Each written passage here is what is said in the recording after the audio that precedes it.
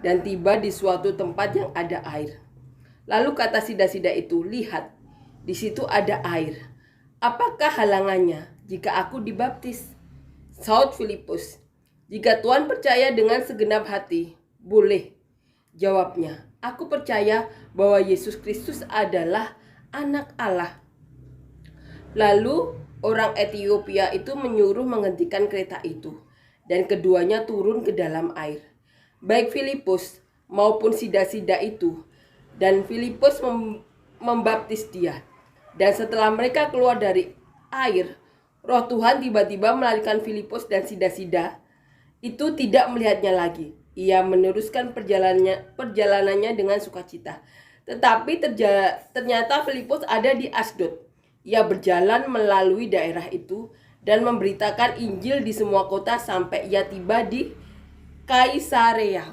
Amin ya, amin. Jadi setelah Filipus di Samaria, banyak orang yang dibaptis.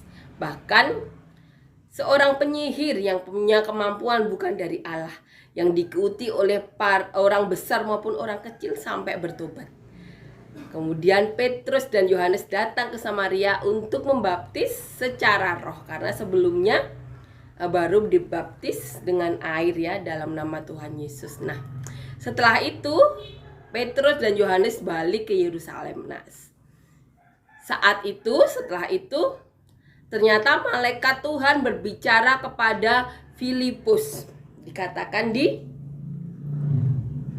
ayat 26. Kemudian berkatalah seorang malaikat Tuhan kepada Filipus, "Bangunlah dan berangkatlah ke sebelah selatan, menurut jalan yang turun dari Yerusalem ke Gaza.